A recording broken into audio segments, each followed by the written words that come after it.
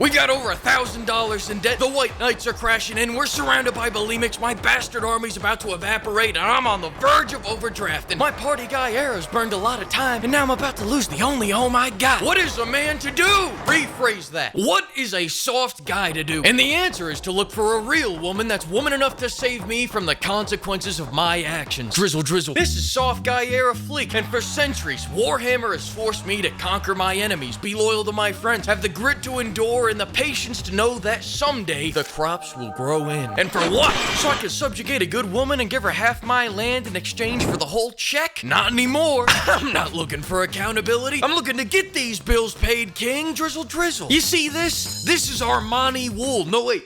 Brioni silk, and I'll be goddamned if I even have to see the check hit the table. Drizzle, drizzle. She better be using that credit card like damn anti-air, taking my bills out of the fucking sky. Drizzle, drizzle. Because if she doesn't pay for dinner, she isn't getting laid for dessert. I'm like DoorDash, except I'm the delivery and she pays me to show up. Drizzle, drizzle. Listen, all I'm saying is that now that I'm in my soft guy era, I'm just looking for a simple, everyday, real woman who can pay all my bills and fit the 5/7s, but I'll explain those as we go. Here we begin our soft guy run, where my goal is not to build up a single city on my own. I want to be given free cities, fully upgraded. Drizzle, drizzle. So I caught a jet out of the desert to get away from all the sheiks looking to trade gold bars for gold showers to the cold embrace of the north. And by sheer chance, as soon as we landed, we had already run into our first contestant, the Slanesh. Oh shit, sorry, that's only in your left ear. The Slanesh, there's one in your right. Was she our real woman? Only 29 turns into the campaign? The answer is much more complicated than you may imagine. So I'm gonna bring in a nuanced expert to explain why she couldn't possibly be our real woman, and that expert's name is Welcome to Fleek Feuds with these dusties, cause his bitch wife cheated on him with the chef right here on Yahoo TV. Brought to you in part by man. Okay, just kidding, but it almost was. Rufus. Which of the rule of 7 does the Slanesh violate? She slept with more than 7 guys. Oh, alright. Over a 7-notch count. That's right, Rufus. That's the whole starting lineup, the 6-man and the water boy right now. That's one for every day of the week. That's a prime number. 2 more and she can call in a chopper gunner, Rufus. 4 more and she's got a football team, Rufus. That's a 7-gun salute, Rufus. You know what I'm saying. Next. I was heartbroken over the loss of this fake wall of woman. Cuccinelli, by the way. But now is not the time to give up. Our search for a real woman in the West had only just begun. Hell, a few miles up the road, there was a dark elf named Harganeth. Yeah, she may be an ancient hag. The Lord's words, not mine. But you know what doesn't age? The digits in her checking account, King. Drizzle, drizzle. Get your fucking head in the game, pal. Look, she's also been dedicated to this raging hemorrhoid for her whole life, so I presume that means she hasn't been smacking every schnitzel in Western Ohio. There's at least one of the 7s right there. Look, things are already looking up. Thrilled by the great news, we began our journey to her HQ to ensure it was a 7-figure estate. Appraise before you give lays, Kings. Write that down. But the path to our ancient hag was not easy. The journey to Har started with a chaos faction and one of our fellow kings committing soft guy friendly fire, which forced me to then sack all his cities and even some other random fellow soft guy cities too. It was appalling what he forced me to do, murdering and pillaging these random people's land. But honestly, what am I even talking about? I can't blame him for my actions. It's all these broke ladies' fault. If there were more real women in the world to pay our bills, neither of us would have been forced into this situation. Drizzle, drizzle. It's sickening what they've done to us. But still, by turn 52, our fellow king escorted us right to our potential queen. Was she as wealthy as we imagined? At first it seemed unlikely because she was throwing off major $200 in the checking account vibes with her attempt to blackmail us for 6,000 gold. But at the same time, she had a Gucci mask, owned multiple homes, she was a slaver, which shows she can delegate work at a minimum cost, so all that money comes right back to us, and she's already had 3 armies, which is at least $5,000 per turn right there. We're rich! We're rich! And with a low notch count to boot, we're rich! I was ready to settle down on the spot, but then right in the middle of our appraisal, I actually got a call from a corn queen that was willing to fly me out on her private jet to her much larger city where she had even more money. Let's do some boy math. She was rich, she had a vassal, she had a private jet, and she wasn't afraid to use it. What's our motto, Kings? Loyalty is something bought by the hour, not earned for a lifetime. Loyalty is something bought by the hour,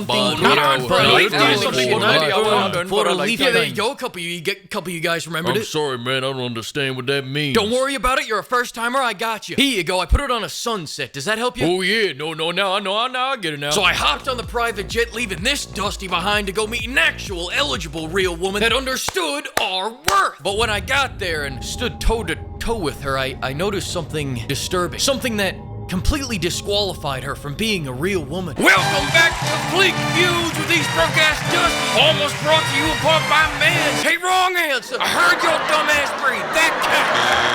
Dude Aaron, tell us, which of the 5'7s do you think the Corn Queen violates? Over a size 7 shoe? Oh, I don't know about that, Dude Aaron. Oh, you are so right, Dude Aaron. Anything over a size 7 and your lady might need Manscaped too. You know what I'm saying, Dude Aaron. You're about to go from PJ to BJ to Tony. I have no idea what I'm saying anymore.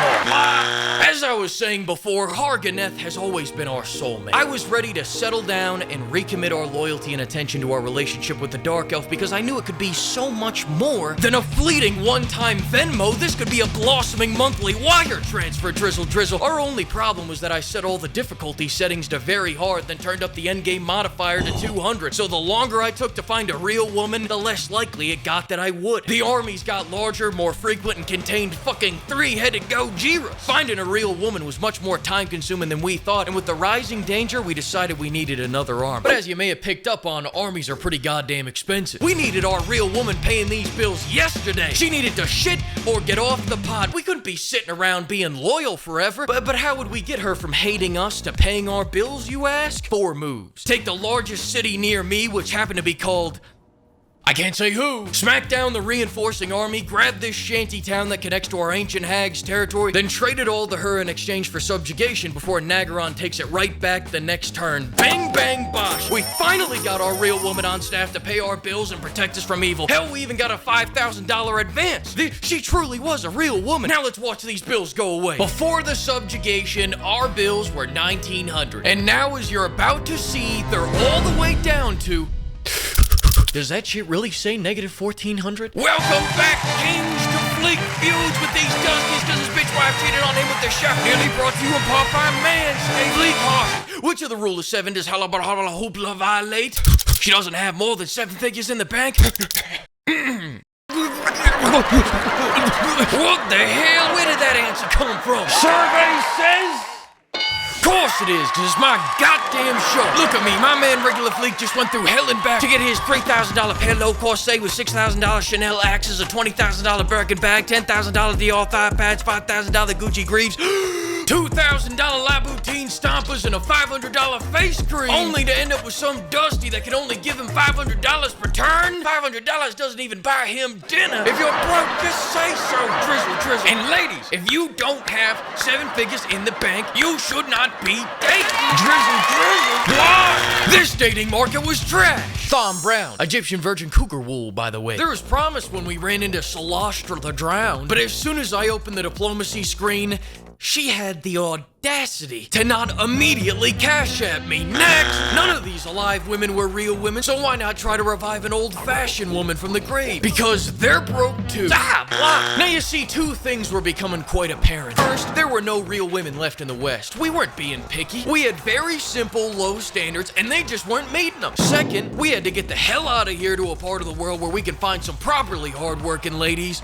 Communist China. Communists are used to kicking all their money up to the happy fat guy. We're gonna be a lock. So we slipped through the TikTok crack, and that took us to Mexico. Why are we in Mexico, Fleek? Because Mexico takes us to Chile, and in Chile we can catch a freight ship to China instead of me having to swim my happy ass across the map. That's why. Problem is, I immediately stepped in shit when I declared war on the Jade Empire to make some extra cash, and now you may be additionally wondering what I mean by that. Well, at turn 120, you don't just declare war on one nation. No, you declare war on the entire continent, and then after surviving onslaught from the most vicious PMC group there is, the HOA. 1, 2, 3. He killed his entire army just to hurt my army's feelings. I thought they were Chinese, not Japanese. 4. I killed this fucker 6 turns ago, and he's already back with a full army. 5, 6, 7 damn armies, and I haven't even played this game in 2 fucking years. 100% soft Bermudan silk, thanks for asking. And I'll spare your ears of the 10 different failed attempts at fending off the next 5 armies, because we tried standing on business business, is all the kids are saying. And all we ended up doing was supporting our local business, the more. It was about 2 hours of profanity. Therefore, instead of doing all that, we abandoned our new city, moved down south, and took a new city to regroup in. But then 3 new armies ran us out of there and we had to leave again. That was the motto for the next 20 turns as we ran for our lives to the Chilean border. We were sacking cities to pay off our 10,000 gold per turn upkeep, trucking through every army that got in the way of us getting to our rich commie queen. But every time we trucked through 2 armies, 2 more armies would replace them almost immediately. But would we seek peace or change our strategy in the slightest? No, we made even more enemies. Much like gambling, you double down till you double barrel, king, shooting dice till a heist. Praise God! Luckily, by turn 179, all 3 armies had made it down to the real gaping hole to China, and by turn 182, all 3 armies were marching through CCP territory looking for our real woman. The good news was we didn't have any enemies on this side of the world. The bad news was I had no clue where the fuck I was going. We wasted 70,000 gold going westbound and down, then 30,000 gold going northbound and up. We wasted hours traversing a metric fuck ton of this dude's land, and that's not counting the time playing around in other multiverses where we swam to Africa or declaring war way too early to survive, then ended up getting chased by 10 armies through a valley, getting tossed around left and right till 5 a.m. I tried everything just to get a sniff of where she was, but I was lost as shit. I began to wonder if our real woman was even still alive. Then finally, the Northern Scouts found her. Strength rank 12, a little lower than I'd hoped, but she's a caravan expert. She has a lot of trade deals, so she probably has plenty of money to spend on a worthy king. She was protective, which now at turn 192 with no land of our own, we needed desperately because we were bringing a lot of baggage into this relationship. And as soon as those papers are signed, if there's a bump in the night, you got this, girl. I'm going back to bed. But what about? Hey, remember our vows. Your enemies are your enemies. My enemies are your enemies. Stay in the pocket. Swing high. You got this. Drizzle, drizzle. Other than that, low body count, feet are smaller than a size 7. It all checks out. I will allow her to engage with me. Yeah, girl, I'll show you a lightning round later tonight. Oh shit, welcome back to the feud. I swear to God, I'm gonna kill you, Jeff. I didn't know we were coming back this early edition. Seriously, security, kill Jeff, the producer guy. You name the rule of 7 that our comic queen violates. Nothing above a size 7 dress. Is that on the board? Take that back, I need to confirm. I'm gonna size that down. Move it over here. No, he was right. He was right. I know that is true. Good answer, good answer. Hey, my wife was a size 8, and with the half she took in the divorce, she's probably a size 80 now. You know what I'm saying, Jeff? No, she married the guy that runs The Price is Almost Right. Her net worth is now more than mine. I am in crippling debt. We surveyed 100 soft guys on how I should fake my own death to collect on the life insurance. You got any answer to that, Jeff?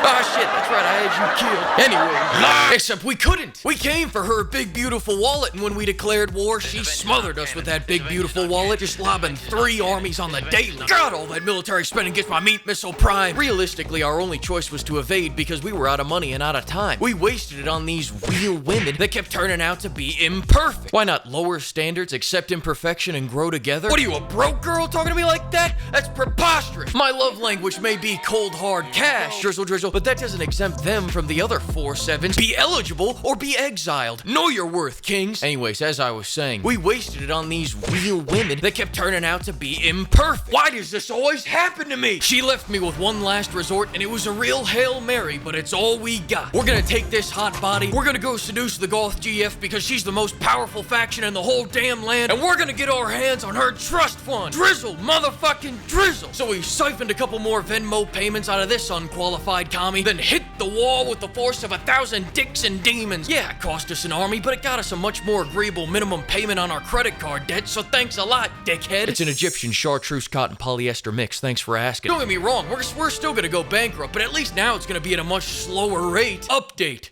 We're broke. So we declared war on the nice folks that helped us escape, used their cities like a GoFundMe for our whoring endeavors, then ran like hell down the back roads. First we had 2 Nurgle armies chasing after us, then one of the orbiting simps tagged on. Now 4 armies were running lockstep after us. Catch me if you can, bitch! We shot out of the other end of that valley very rich men once again. I thought we had years to get our Goth GF, but then bam! Our lead army got fucking T-boned by a big-ass slug. Wiped straight off the board. Our leader was dead, but we had to keep going. So with our one remaining army, we cut south. Yeah, those short Scottish fucks extorted me for 7 grand, whatever. That's one trip to the bar on me. We just ran and ran and ran, then we ran some more until finally we stumbled upon the Golf GF's doorstep. Sure enough, our real woman was realer than ever. She was a level 1 powerhouse that could offer money, protection, land, anything we want. Hang on, let me check something. Another one? For contrast? Yeah, size 6 dress, less than 7 notches, size 6.5 shoes, bordering on a violation, but not exceeding. She was eligible, king. And so after 200 years of searching, we had found our real woman. So we subjugated her, and with that, our bills were paid, motherfuckers! In the final hour after we lost it all, we gained it all for a happy ending.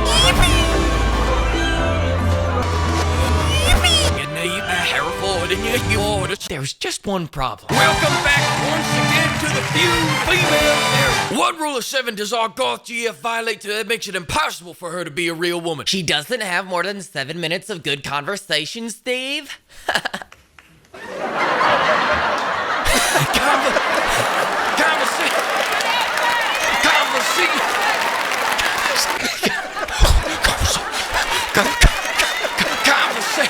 Conversation. Conversation. I tell the jokes on this show, girl. You're too much. No, I'm not telling that to the board. Manuel, she's hotter than a 7, fool. Come on, you know a pimp. Let's see it on the board. Good answer. That's right, folks, because when have you seen a lady hotter than a 7 go for longer than 10? Dwell on that. She may not look it here, but this is her after she paints the barn. Ugh. Oh yeah, I'd shoot an answer up on her board. Damn it! Somebody has to say it. There's a serious shortage of attractive, eligible, mentally stable, 7-figure, blue-eyed, trust fund, hotter than a 5, uglier than a 7, size 6, dress, emotionally available, real women with size 7 feet or smaller that live in a 7-figure estate and have a notch count that doesn't rival Stalin. I mean, just where have all the good women gone? What a hoe, what a hoe, what a hoe. Hey, Superfly, do you know what a hoe say? Hey, La, do you know what a hoe say? Anybody, do you know what a hoe say?